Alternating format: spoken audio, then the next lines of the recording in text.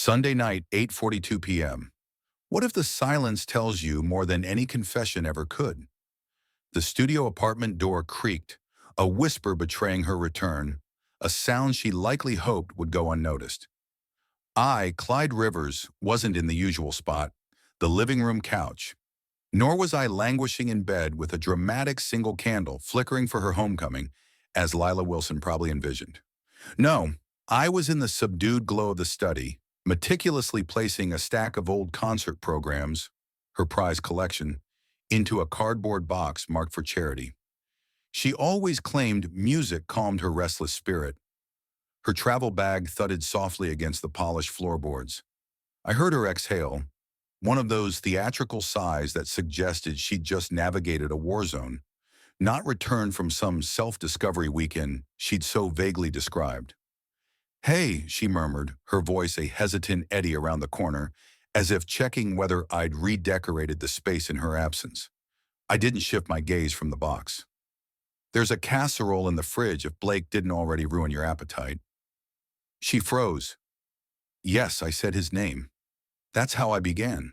No warm embrace, no polite inquiry about her journey. Just his name. It landed like a hammer, sheathed in silk.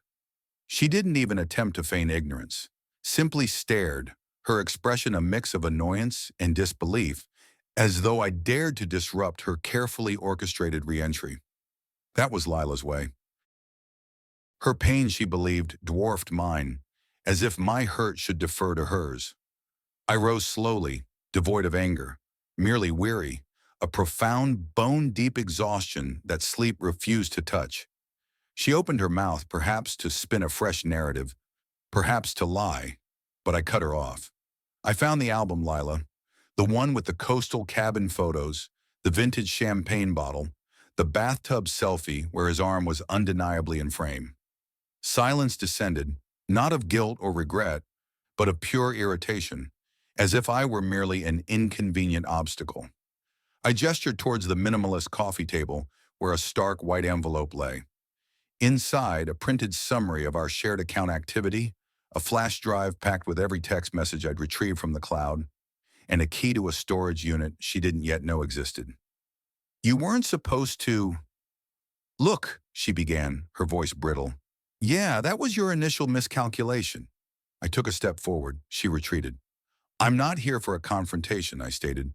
"I'm simply here to finish the packing, because while you were off exploring yourself, I embarked on an exploration of my own.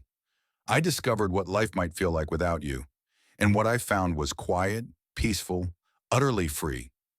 She had departed for 3 nights, seeking reinvention. But upon her return, she found a man who had already moved on. The only thing awaiting her was the echo of a door clicking shut behind me. The first thing I did after her official departure wasn't to shed tears, nor was it to drown my sorrows in liquor.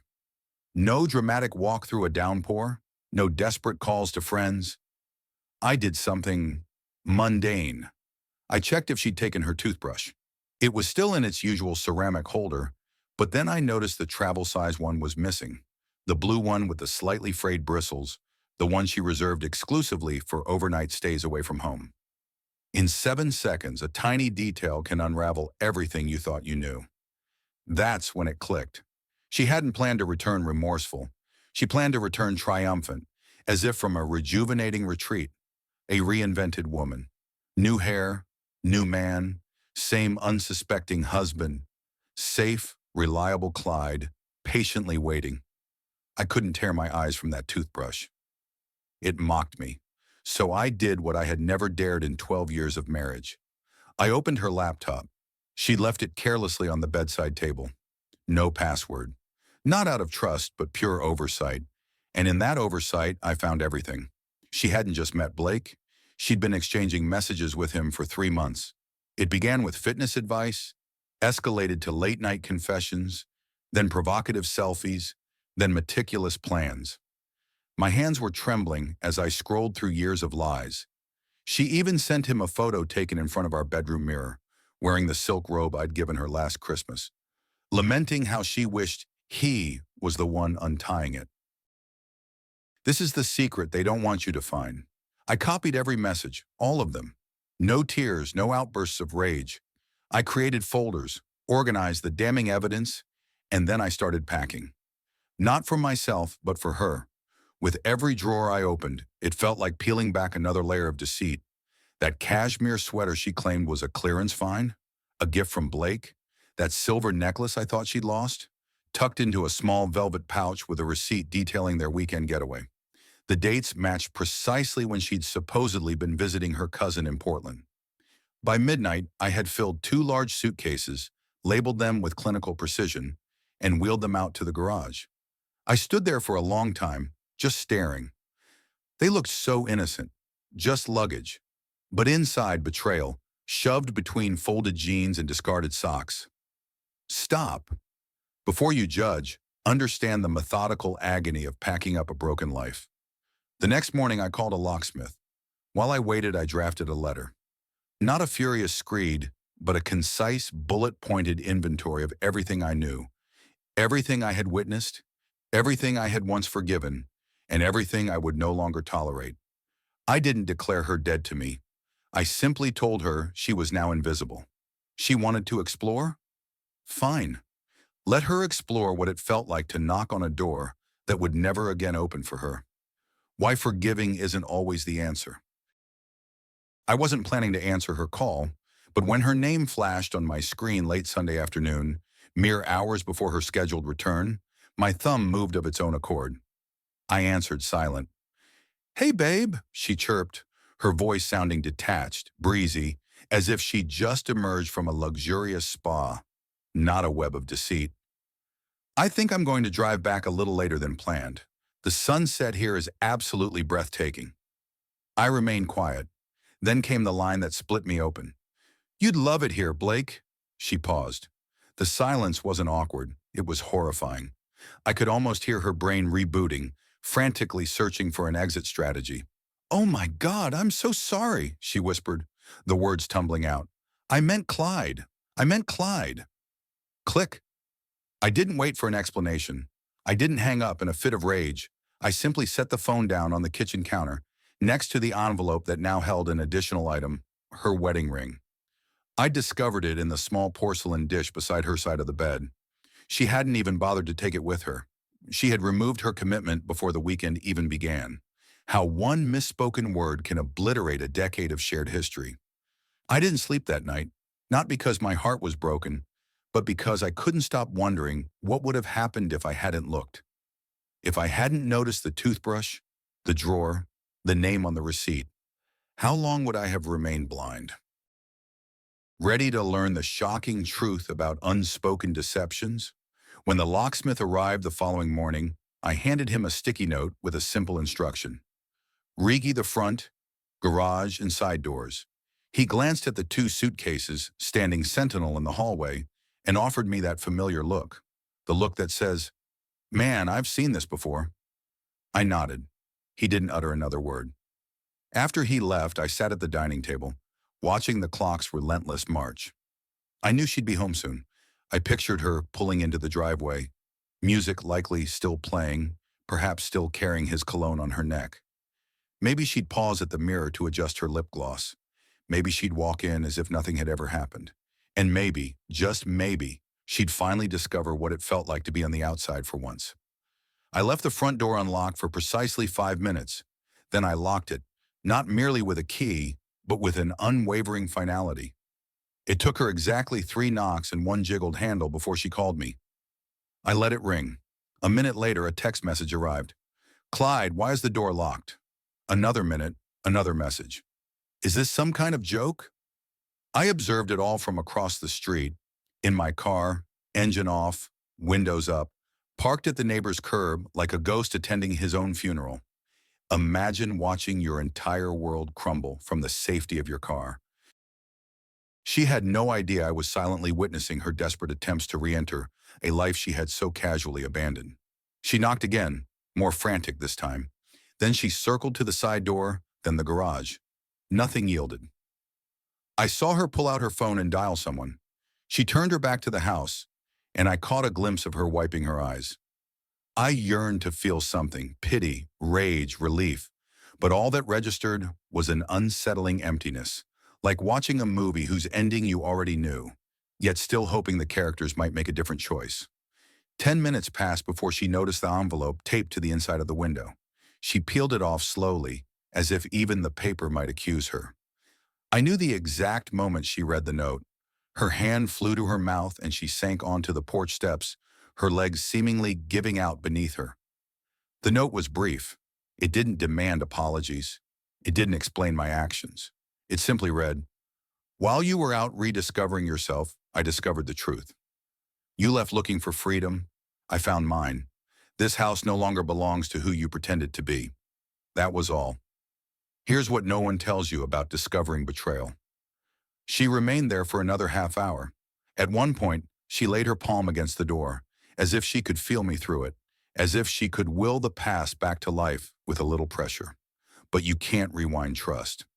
Eventually, she picked up her phone and started typing. I waited. The message arrived. "Clyde, please, can we just talk? I made a mistake." She added, "I didn't think you'd actually leave." I didn't think that was the problem. She hadn't thought. She had simply assumed I'd wait, as always. But this time, the man she came back to had already vanished. The next day, I woke to silence. No furious banging on the door, no calls, no tear-stained pleas on the porch, just the chorus of bird song and a gentle breeze, and the strangest calm I'd experienced in months. I made coffee as usual, but this time I brewed a full pot and didn't leave a cup for her. That had been our ritual. I'd pour hers first, even before my own. Even on mornings when we weren't speaking, I suppose I believed rituals could bind us longer than love ever could. Around noon, the doorbell chimed. It wasn't her, it was her mother. I didn't open it immediately. I stood behind the door, just listening. I heard her shift her weight, adjust her purse, then knock softly. "Clyde, sweetheart, I know you're there." I sighed and cracked the door open. She looked at me like I was a wounded bird she wasn't quite sure how to approach. "She told me everything," Lila's mother said, her voice heavy. "Well, almost everything. Enough to know she messed up." I nodded. "She didn't mess up. That implies an accident." Her mother winced. "I told her from the beginning, don't play games with a good man." That caught me off guard. I stepped outside, letting the door close softly behind me. She continued, "I came here because she's embarrassed, and she absolutely should be, but also because I wanted to see if there was any version of this where you two might talk. Not reconcile, not forget, just talk." I stared at the worn sidewalk. "Did she tell you she called me by his name?" That slammed the conversation shut. Her mouth opened, then closed, then she simply nodded slowly, her gaze distant. "I didn't come to defend her," she said after a long, heavy pause. "But I will say this. She regrets it more than she knows how to articulate. I raised her better than this." I believed her. Not Lila, but her mother. She looked genuinely ashamed, as if she too felt she had failed. Before she left, she handed me a small, unsealed envelope. "I didn't read it," she said, "but I think you should." I waited until she had driven off. Then I sat on the front step, holding it as if it might bite. The envelope wasn't sealed. Inside was a single sheet of paper and a photo, one I hadn't seen before, one she never intended for me to see. It was printed on glossy paper, the kind you'd get from a hotel concierge's printer. Not a selfie, not overtly romantic, but it still shattered something within me. Lila was standing in front of a rustic cabin, our anniversary cabin, the one we'd rented 5 years ago when money was scarce. But effort was boundless. She had taken him there. Blake was behind her in the photo, blurred and half-cropped, but his hand was unmistakably there, resting casually on her lower back. Familiar, comfortable, too comfortable. The note was handwritten in her tight, controlled script. It wasn't an apology, not truly, more like a desperate attempt at poetic absolution. "Clyde, perhaps I went searching for something I already possessed. Perhaps I forgot how to be present in the quiet sanctuary you provided. I don't expect forgiveness, but I do hope you remember me before all this, before I lost my way."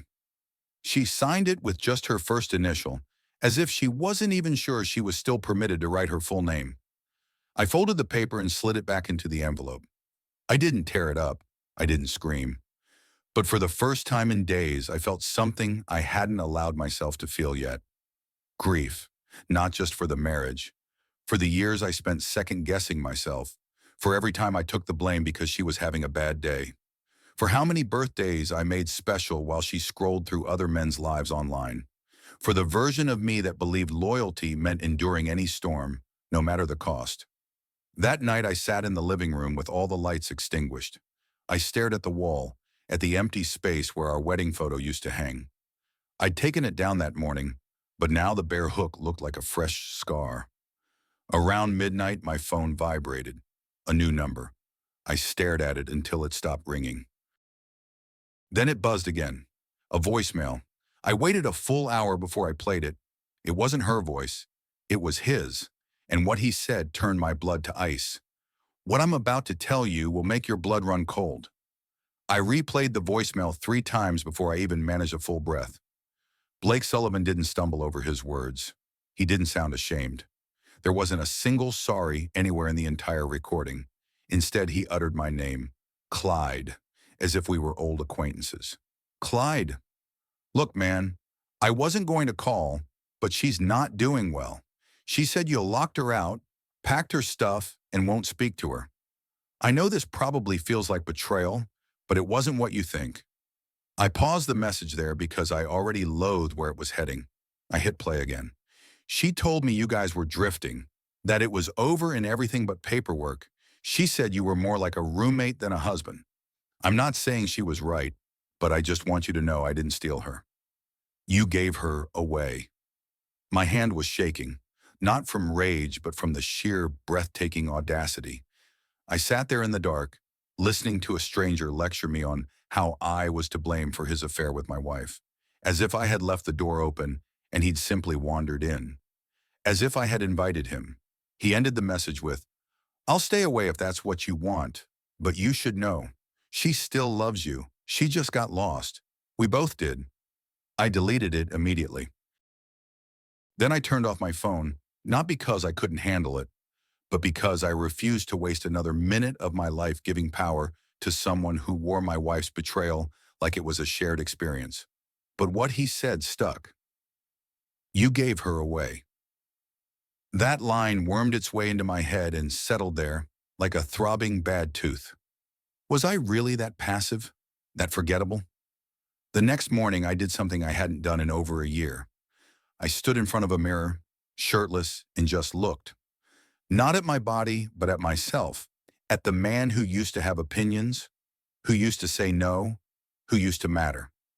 This simple realization changed my life in an instant, and that's when it hit me. She didn't just cheat on me.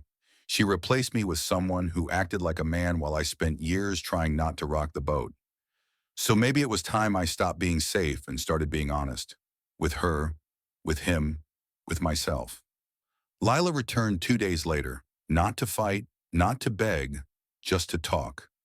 She stood on the porch with the same duffel bag, as if this were merely a bad weekend trip, and she could unpack her way back into our life. I watched her through the blinds for a second before stepping outside. She looked at me like I was a stranger, and perhaps I was. Perhaps she'd never seen this version of me, the one who didn't buckle under guilt or await permission to be angry, the one who didn't ask her why she did it. I already knew why. What she didn't know was that I no longer cared. I don't want your things, I told her, my voice calm but firm. You can take them. You can take the memories, the regrets, the what-ifs. I'm not carrying them anymore. She opened her mouth, perhaps to explain something, perhaps everything, but I held up a hand. No more rewinding, I said quietly. You left to explore something. So did I, and I found peace. She didn't cry. I thought she might, but she just nodded, like she finally understood I was serious. Later that week, I moved out, leaving the house to her. It no longer felt like home anyway. I rented a small place across town, with peeling paint and less than ideal lighting, but I swear to you, every time I unlock that door, I feel like I've finally walked into my life. I started going to the gym again, not for revenge, but for strength. I started sleeping through the night. No ghost beside me, no text message anxiety, no fake smiles over burnt toast. I even bought a secondhand bike and started riding it on weekends. The silence now isn't painful. It's peaceful. And a week ago, I met someone. Not romantically, not yet.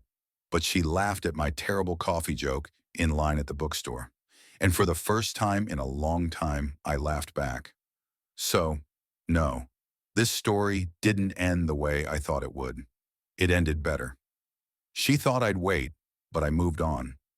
What if ending a story isn't an ending at all, but a spectacular new beginning?